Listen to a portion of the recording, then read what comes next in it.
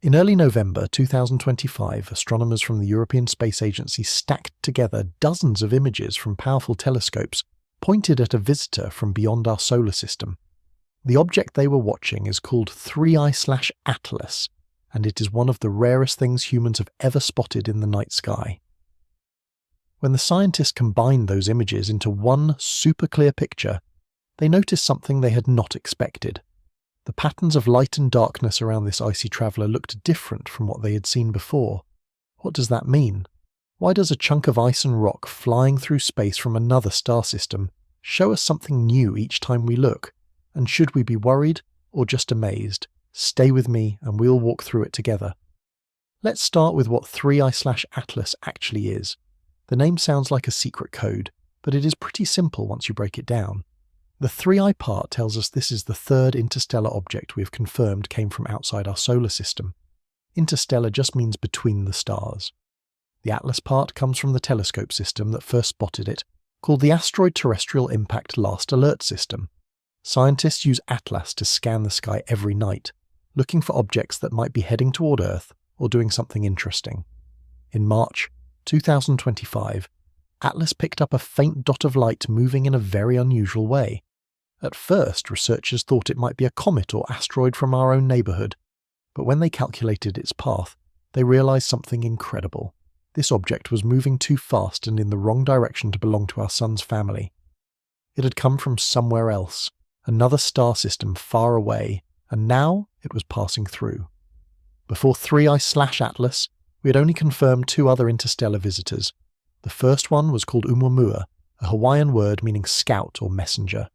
Oumuamua zoomed through our solar system in October 2017, and it looked like a long tumbling rock, maybe shaped like a cigar or a pancake, depending on who you ask. It moved strangely, speeding up in ways that scientists could not fully explain with gravity alone. The second visitor was 2I/Borisov, discovered in August 2019 by an amateur astronomer in Crimea named Gennady Borisov. That one looked more like a comet, with a fuzzy tail of gas and dust streaming behind it. Scientists watched 2I/Borisov for months as it swung around the Sun and then headed back out into deep space. Now, 3I/Atlas is the third confirmed traveller, and it is teaching us new lessons every single day. So what makes 3I/Atlas so special? For one thing, it is brighter than scientists expected. When an object from interstellar space gets closer to the Sun, the Sun's heat can warm it up and cause frozen gases on its surface to turn into vapour. That vapour escapes and forms a cloud around the object, which we call a coma, and sometimes a tail that streams out behind it. This is what makes comets look so beautiful in the night sky. 3I/Atlas has developed a coma, which tells us it is probably made of ice and rock, just like comets that were born in our solar system. But the brightness and the way that brightness changes over time have puzzled astronomers. Some nights it looks a little brighter, some nights a little dimmer. The European Space Agency has been tracking these changes carefully, and that is where the new stack of images comes in. When you stack images in astronomy, you're basically taking many pictures of the same object over time and layering them on top of each other. Imagine you're trying to take a photo of a firefly in the dark. One picture might not show much, but if you take 50 pictures and blend them together, the firefly becomes much clearer, and you can see details you missed before. The ESA scientists did something like that with 3I/Atlas. They gathered observations from different nights, adjusted them so the comet stayed in the same spot in each frame, and then combined them into one sharp image. What they saw was a pattern in the light around the comet that seemed to repeat and shift. Some parts of the coma glowed brighter than others, and those bright spots moved in ways that suggested the comet might be spinning, or releasing gas unevenly, or both. Here is where it gets interesting. The word terrifying in the title is not about danger to Earth. 3I/Atlas is not going to hit us. Its path takes it safely through the outer parts of our solar system, and it will eventually leave, just like Oumuamua and Borisov did.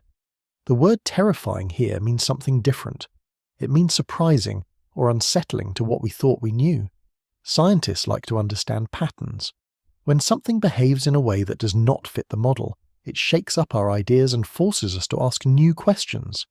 The pattern ESA found in the stacked images suggests that 3I/Atlas might be doing things that are more complicated than a simple icy rock tumbling through space. It might be outgassing, which means releasing bursts of gas from specific spots on its surface. It might be breaking apart slowly, or it might have a shape or structure we have not fully figured out yet. Let's take a step back and talk about why these interstellar visitors matter so much. For most of human history, we thought our solar system was a closed neighborhood. We knew about planets, moons, asteroids, and comets, and we assumed they all formed together about 4.5 billion years ago from the same cloud of gas and dust. Then they settled into orbits around the Sun and stayed there. But the discovery of Oumuamua changed that view. It proved that objects from other star systems can wander into our neighborhood. That means the space between stars is not empty. There are rocks and ice chunks, drifting through the galaxy, maybe kicked out of their home systems by the gravity of giant planets, or maybe leftovers from the formation of stars that never got swept up into planets at all. Every time we spot one of these travelers, we get a chance to study material that formed around a different star, in a different part of the galaxy, under different conditions. It is like getting a postcard from another world without having to travel there ourselves. Now picture this. Our galaxy, the Milky Way, contains somewhere between 100 billion and 400 billion stars. Around many of those stars there are planets, and around those planets there might be moons, and in between there are probably trillions and trillions of smaller objects like asteroids and comets. When a star system is young, things are chaotic. Baby planets are still forming, and their gravity flings smaller objects around like a game of cosmic pinball. Some of those objects get thrown out of their home system entirely and end up wandering through interstellar space. They travel for millions or even billions of years, moving through the dark emptiness between the stars. Most of them never come close to another star, but once in a while one of them drifts into someone else's neighborhood. That is what happened with 3I/Atlas. It spent who knows how long traveling through the void, and then one day it entered the region of space where our sun's gravity is strongest. We got lucky enough to spot it. Scientists have measured the speed and direction of 3I/Atlas very carefully. Records show that it is moving at about 34 kilometers per second relative to the Sun. That is roughly 122,000 kilometers per hour, or about 76,000 miles per hour. To a person on Earth, that sounds incredibly fast, and it is. But in space, where distances are huge, this speed is actually pretty normal for an interstellar object. The key detail is not just how fast it is going, but which direction it is going. 3I/Atlas is not following the same path as the planets and other objects in our solar system. It came in from a different angle, almost perpendicular to the flat disk where most of our planets orbit. This unusual path is one of the main clues that told astronomers it came from outside. One idea being tested is that 3I/Atlas might be outgassing more actively than 2I/Borisov did. Outgassing happens when the Sun heats up the surface of a comet and causes ice to turn directly into gas without melting into liquid first. This process is called sublimation. You can see sublimation on Earth when dry ice, which is frozen carbon dioxide, turns into foggy gas without becoming wet. On a comet, the ice is usually made of water, carbon dioxide, carbon monoxide, methane, and other frozen gases. When these gases escape, they carry dust particles with them, and that creates the bright coma and tail we see from Earth. But not all comets outgas evenly. Some have active spots where jets of gas shoot out, almost like geysers. If 3I/Atlas has jets like that, and if those jets are turning on and off or pointing in different directions as the comet spins, that could explain the changing patterns of brightness that ESA observed. Here is another possibility. Some researchers think 3I/Atlas might be fragmenting, which means breaking into smaller pieces. Comets can be fragile. They are not solid rocks. Instead, they are often described as dirty snowballs, mixtures of ice, dust, and rocky material loosely held together. When a comet gets close to the Sun, the heat and the forces acting on it can cause cracks to form. Sometimes a comet splits into 2 or more pieces. Sometimes it crumbles gradually, leaving a trail of debris behind it. If 3I/Atlas is fragmenting, that would show up in images as multiple bright spots or a smeared elongated shape. The stacked ESA images might have captured early signs of this process. Scientists are watching closely to see if the comet's appearance continues to change over the coming weeks and months. Now imagine you are one of the astronomers working on this project.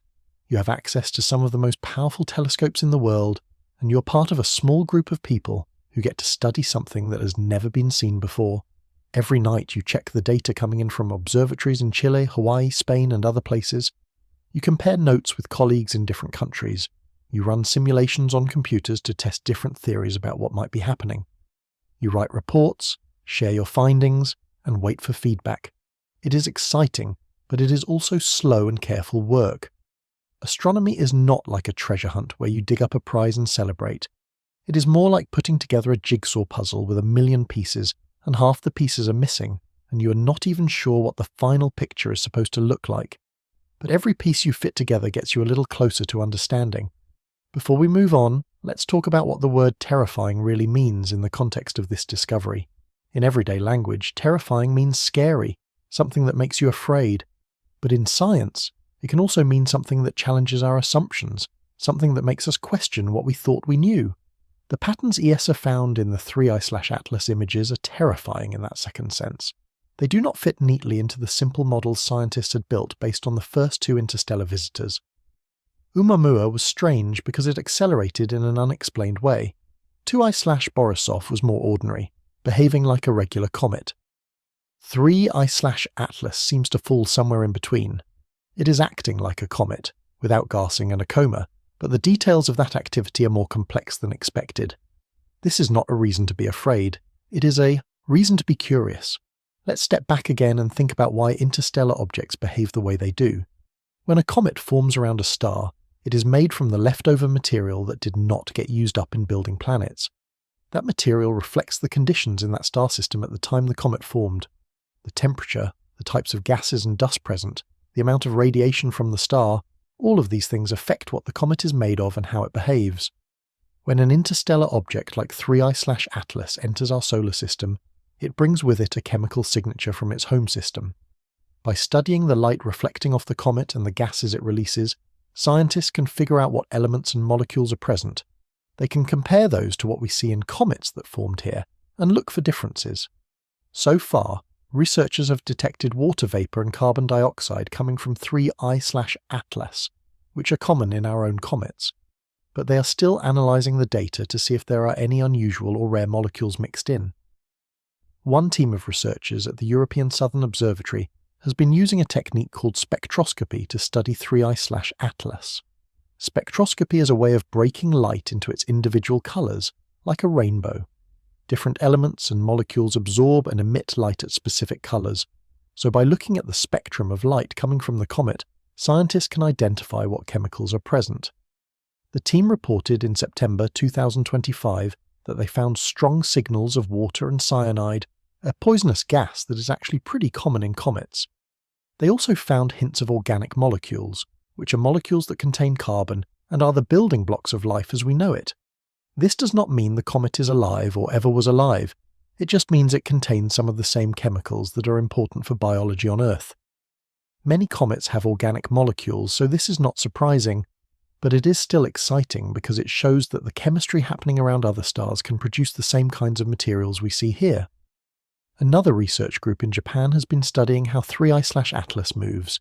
They used a technique called astrometry, which is the science of measuring the positions and motions of objects in space very precisely. By tracking the comet's position night after night, they can calculate its orbit with incredible accuracy. Their findings, published in October 2025, confirmed that 3I/Atlas has a hyperbolic orbit, which means it is not bound to the Sun. It will not circle back like Halley's Comet or other periodic comets.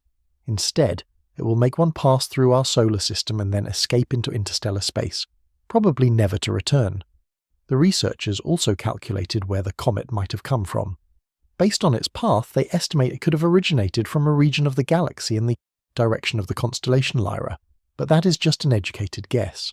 The comet has been travelling for so long, and the stars have moved so much during that time, that it is nearly impossible to pinpoint its exact birthplace. Now picture this. Imagine you are riding on 3I/Atlas as it travels through space. You would be in complete silence because there is no air to carry sound. You would see the sun growing brighter ahead of you as you approached, and the stars around you would look mostly the same as they do from Earth, just a little sharper because there is no atmosphere to blur them. As you got closer to the sun, you would feel the surface beneath you start to warm up. Cracks might appear in the ice, and little jets of gas would start hissing out. lifting dust and tiny particles into space. The coma would form around you like a glowing fog, and if you looked behind, you might see a faint tail stretching out, pushed by the solar wind. You would be tumbling slowly, spinning end over end, because the jets of gas would push unevenly on different parts of the comet, changing your rotation, and eventually, after you swung around the sun and headed back out, the warmth would fade, the jets would stop, and you would return to the cold, dark silence of interstellar space, coasting for millions of years until maybe, just maybe, you drifted close to another star. Let's talk about the technology that makes these discoveries possible. The ATLAS survey, which first spotted 3I/Atlas, consists of 4 telescopes located in Hawaii and South Africa. Each telescope has a wide field of view, meaning it can photograph large sections of the sky at once. Every night, the system scans the entire visible sky, taking pictures and comparing them to images from previous nights. If something has moved or changed, the computer flags it for a human to check. This automated system is designed mainly to look for asteroids that might pose a threat to Earth, but it also picks up comets, supernovae, and other interesting objects. Once ATLAS detected 3I/Atlas and flagged it as unusual, other observatories around the world joined in to study it. The European Space Agency used telescopes like the Very Large Telescope in Chile and the Herschel Space Observatory data archives to gather more detailed observations. These instruments can see fainter objects and collect more light, allowing scientists to study the comet's composition and behavior in depth. One challenge with observing 3I/Atlas is that it is relatively faint compared to some other comets.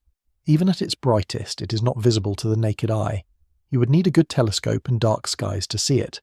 This means that every observation counts, and astronomers have to use long exposure times to gather enough light to see details. Long exposures are like leaving the shutter open on a camera for several minutes, allowing more light to hit the sensor and build up a clearer image. But there is a trade-off.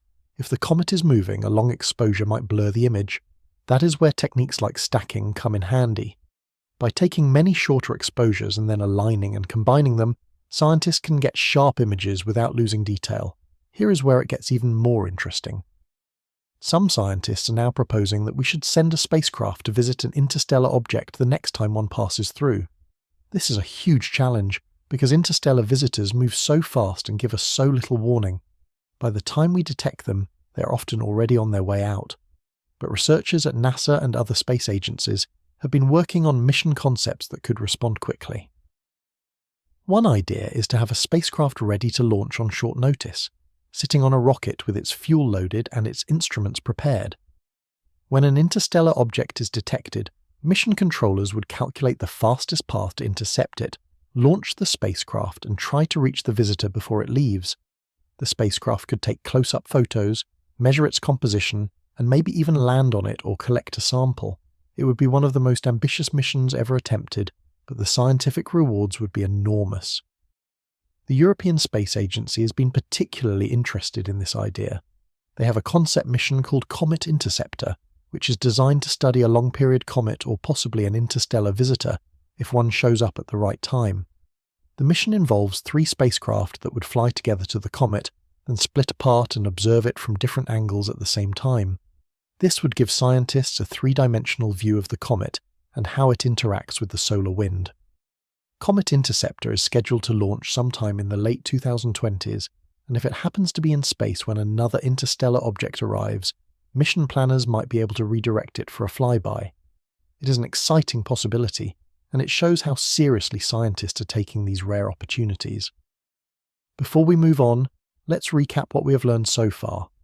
3I/Atlas is the 3rd confirmed interstellar object ever detected passing through our solar system. It was discovered in March 2025 by the ATLAS survey and has been studied intensively by astronomers around the world. The object appears to be a comet, with a coma of gas and dust, and it is moving on a hyperbolic orbit that will carry it out of our solar system and back into interstellar space. The European Space Agency recently released stacked images that reveal complex patterns in the comet's brightness and structure, suggesting it might be outgassing unevenly or fragmenting. These patterns are surprising to scientists because they do not fit simple models, and they show us that interstellar objects can be more complicated than we thought. The discovery is not dangerous, but it is important, because it helps us understand the diversity of objects floating through our galaxy and gives us clues about how other star systems work. Now let's think about what this discovery means for the bigger picture. Every time we detect an interstellar visitor, we get a tiny glimpse into the population of objects that must be travelling between the stars. Some researchers think there could be trillions of these wanderers in the Milky Way galaxy alone. Most of them are too small or too far away for us to see, but once in a while one of them gets close enough for our telescopes to spot. By studying the few we do see, scientists can start to estimate how many there might be in total and what they are made of. This in turn helps us understand how common it is for objects to get ejected from their home star systems and how much mixing happens between different parts of the galaxy. It also raises interesting questions about whether life, or at least the ingredients for life, could travel between star systems on these objects. If a comet carrying organic molecules and water got captured into orbit around a planet, it could potentially deliver those chemicals to the surface. Some scientists think events like this might have helped seed the early Earth with the materials needed for life to begin. It is a big question, and we are a long way from answering it. But interstellar objects like 3I/Atlas give us a way to explore the idea. One researcher who has been thinking hard about this is Professor Amaya Moro-Martin, an astronomer who has worked with both NASA and the Space Telescope Science Institute. She's published papers arguing that interstellar objects are probably much more common than we used to think. Before Oumuamua was discovered, most scientists thought these visitors would be extremely rare, maybe one every few decades. But now that we have found 3 in less than 10 years, it looks like they might pass through fairly regularly. Professor Moro-Martin suggests that with better detection systems, we might be able to spot several interstellar objects every year. This would give us a much larger sample to study and help us understand the typical properties of these travellers. She has also been involved in discussions about how to design a mission that could visit one. She points out that the faster we can detect an incoming object and the faster we can launch a spacecraft, the better our chances of reaching it in time. This is pushing engineers to think about new kinds of rockets and new mission designs that can respond more quickly than traditional space missions. Another team that has been studying 3I/Atlas is based at the University of Maryland. They use computer simulations to model what might be causing the brightness variations that ESA observed. In their simulations, they tried different scenarios. In one scenario, the comet is shaped like a potato, tumbling end over end, and the different sides reflect sunlight differently. In another scenario, the comet has active jets that turn on and off as different parts of the surface face the sun. In a third scenario, the comet is slowly breaking apart, shedding fragments that create temporary bright spots. Each scenario produced a slightly different pattern of brightness changes. When they compared their simulations to the real observations, they found that the jet scenario seemed to match best, but they could not rule out the other possibilities completely. This kind of work is important because it helps narrow down what might be happening, even when scientists cannot visit the object directly. Let's pause for a moment and think about how science works. When something new and surprising is discovered, like the unusual patterns in 3I/Atlas, scientists do not immediately know what it means. They have to come up with ideas, called hypotheses, and then test those ideas against the data. Sometimes the data clearly supports one idea and rules out the others. But often, especially in astronomy where we can only observe from a distance and cannot run experiments, the data is consistent with multiple ideas. That is frustrating, but it is also part of what makes science exciting. It means there is still room for creativity and imagination, as long as those ideas are grounded in what we can actually measure. Over time, as more observations come in and technology improves, the picture becomes clearer. What seems terrifying or mysterious today might become routine and well understood in a few years. That is the nature of exploration. Now let's talk about the related objects that the space community has been buzzing about recently. These are other mysterious visitors, unusual comets, and strange asteroids that have captured scientists' attention. Each one has its own story and its own set of puzzles to solve. Oumuamua, the first interstellar messenger. Oumuamua remains one of the most debated objects in astronomy. Discovered in October 2017 by the Pan-STARRS telescope in Hawaii, it was the first confirmed interstellar object ever detected. The name Oumuamua means scout or messenger in Hawaiian, and it certainly brought us a message, though scientists are still arguing about what that message is. Oumuamua looks nothing like any comet or asteroid we had seen before. It was elongated, maybe 10 times longer than it was wide, and it tumbled through space every 7 to 8 hours. What really got scientists excited and confused was the way it moved. As Oumuamua passed the Sun and headed back out, it accelerated slightly, speeding up in a way that could not be explained by the Sun's gravity alone. In comets, this kind of acceleration usually comes from outgassing, where jets of gas push the comet like tiny rocket engines. But Oumuamua did not have a visible coma or tail, which suggested it was not outgassing, or at least not in the normal way. This led to all sorts of theories. Some scientists proposed it was covered in a layer of frozen hydrogen or nitrogen that was sublimating without producing visible gas. Others suggested it might be a fragment of a broken planet, made of rock that was dense and solid. And then there were the more speculative ideas, like the possibility that it was an alien spacecraft or probe. Most scientists think that idea is extremely unlikely, but it got a lot of attention in the media and in popular culture. The astronomer Avi Loeb, who chairs the astronomy department at Harvard, wrote a book arguing that we should seriously consider the possibility that Oumuamua was artificial. His colleagues mostly disagree, pointing out that natural explanations are still more plausible, but the debate continues. What everyone agrees on is that Oumuamua was weird, and it showed us that interstellar objects can be more diverse and surprising than we expected. The mystery of its acceleration is still not fully solved. Some recent research suggests that if Oumuamua was a comet made of very porous ice, it might have been able to outgas without producing a visible tail, especially if the outgassing happened from the inside out. Imagine a sponge soaked in water. If you heat it gently, water can evaporate from inside the sponge and escape without making a big cloud of steam on the outside. Something similar might have happened with Oumuamua, but until we get more data, or until we find another object like it, we will not know for sure. 2 I/Borisov, the comet that acted normal. In contrast to Oumuamua, 2 I/Borisov was reassuringly ordinary. Discovered in August 2019 by amateur astronomer Gennady Borisov using a homemade telescope in Crimea, it was immediately recognized as an interstellar visitor because of its hyperbolic orbit. But unlike Oumuamua, 2 I/Borisov looked and acted like a regular comet. It had a bright coma, a tail, and it released gas and dust in ways that matched what scientists see in comets from our own solar system. Astronomers around the world turned their telescopes toward it, and over the next several months they gathered an enormous amount of data. They measured the composition of the gas coming off the comet, and found water vapour, carbon monoxide and cyanide, all of which are common in solar system comets. They studied the dust particles in the tail, and found they were similar to the dust in comets here.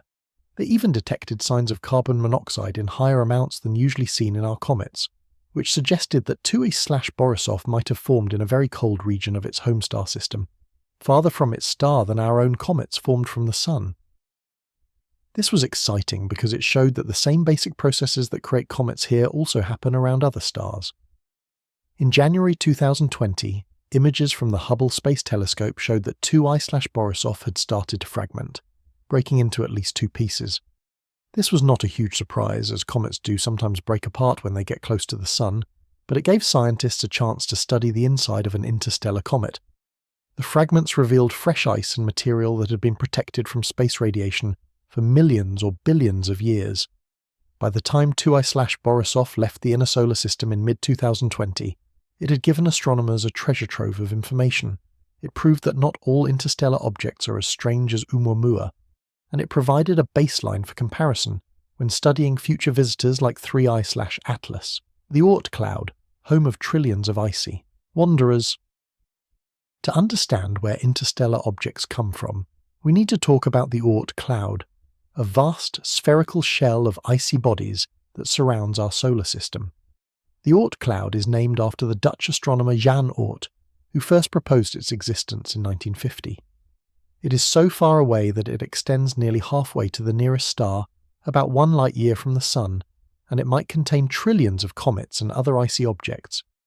No spacecraft has ever visited the Oort cloud, and we have never directly seen it, but we know it is there because of the comets that occasionally fall in toward the Sun from that region.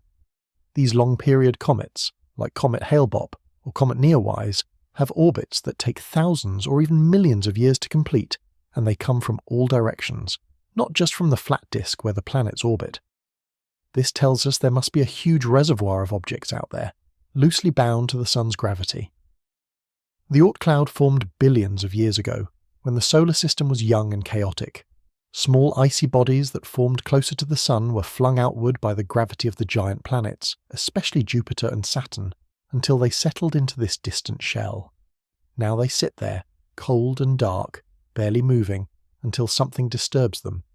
Maybe a passing star, or the tidal force of the entire Milky Way galaxy, gives one of them a nudge and it starts falling toward the Sun. When that happens, we see it as a new comet. But here is the interesting thing. Every star probably has its own version of an Oort cloud, and just like our giant planets kicked objects out into the Oort cloud, they also kicked some objects out of the solar system entirely. Those objects became interstellar wanderers, just like 3I/Atlas, and objects from other star systems probably got kicked out the same way. So the space between stars is filled with these refugees, travelling for millions or billions of years until they happen to pass through another star system. That is why interstellar visitors like 3I/Atlas matter so much. They are not just curiosities, they are samples of material from other Oort clouds, other planetary systems, other corners of the galaxy, centaurs, the strange objects between Jupiter and Neptune. Another group of objects that scientists find fascinating are called centaurs. These are icy bodies that orbit the Sun in the region between Jupiter and Neptune, in a sort of no man's land between the inner and outer solar system. Centaurs are named after the mythical creatures that were half human and half horse, because these objects seem to be half asteroid and half comet. Some of them have stable orbits, while others are on chaotic paths that will eventually send them crashing into a planet, falling into the Sun, or getting ejected from the solar system. Scientists think most centaurs originally came from the Kuiper Belt, a region beyond Neptune where objects like Pluto orbit. Gravitational interactions with Neptune kicked them inward, and now they are on temporary orbits that will not last more than a few million years. What makes centaurs interesting is that they can help us understand the transition between cold, inactive objects in the outer solar system and active comets that develop comas and tails. Some centaurs show signs of activity, releasing gas and dust when the Sun warms them up, while others remain inactive and look like asteroids. By studying centaurs, scientists can learn about the composition and structure of objects that formed in the outer solar system, and they can compare those to interstellar visitors like 3I/Atlas. One of the most famous centaurs is Chiron, discovered in 1977. Chiron is big, about 200 kilometers across, and it has shown occasional outbursts of activity. Another interesting one is Pholus, which has a reddish colour that suggests it is covered in organic compounds, materials rich in carbon that might be similar to what we see on some comets. There are probably thousands of centaurs out there, and every new one we discover teaches us something about the building blocks of planetary systems. The Kuiper Belt, a treasure trove beyond Neptune. The Kuiper Belt is another important region to understand when we talk about icy objects and interstellar visitors. It is a disc-shaped area that starts just beyond Neptune's orbit, about 30 times farther from the Sun than Earth is, and extends out to about 50 times that distance. The Kuiper Belt is home to tens of thousands of known objects, and probably millions more that are too small or too faint to detect. These objects are leftovers from the formation of the solar system, bits of ice and rock that never got assembled into a planet. Pluto is the most famous resident of the Kuiper Belt, but there are many others, like Eris, Makemake, and Haumea. The Kuiper Belt is sometimes called the third zone of the solar system, after the inner rocky planets and the outer gas giants. Objects in the Kuiper Belt move slowly and get very little heat from the Sun. They are frozen at temperatures close to minus 240 degrees Celsius, or minus 400 degrees Fahrenheit. Because they are so cold and so far away, they have been well preserved since the early days of the solar system. Studying them is like opening a time capsule that shows us what the solar neighbourhood looked like 4.5 billion years ago.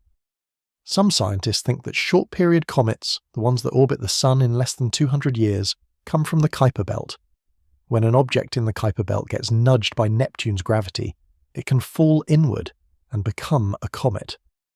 Other scientists think the Kuiper Belt is similar to the debris disks that have been observed around other young stars. If that is true, then every planetary system might have a Kuiper Belt-like region, and some of the objects in those regions might get ejected and become interstellar travellers. This connects back to 3I/Atlas. It might have started its journey in another star's version of the Kuiper Belt, been kicked out by a giant planet, and spent millions of years crossing the galaxy before arriving here. Planet 9, the hypothetical giant in the outer solar system. There is one more object worth mentioning, even though it might not exist at all. For the past decade, some astronomers have been arguing that there could be a large, undiscovered planet lurking in the far outer reaches of our solar system. They call it Planet 9, and the evidence for it is indirect. Several objects in the distant Kuiper belt have orbits that seem to be clustered in an unusual way, as if they are being influenced by the gravity of something big and unseen.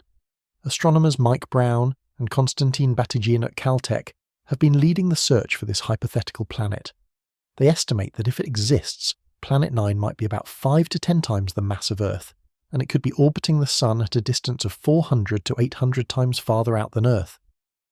That is way beyond Pluto, in a region where sunlight is incredibly faint and any planet would be very hard to see. So far, no one has found direct evidence of Planet 9. Some scientists think the clustering of Kuiper Belt A, continue and finish it. Objects could be a coincidence, or the result of observational bias, meaning we have only looked at certain parts of the sky and that has skewed the pattern. Others think it might not be a planet at all, but a primordial black hole, a tiny black hole left over from the early universe. That idea is even more speculative, but it shows how creative astronomers can be when trying to explain mysteries.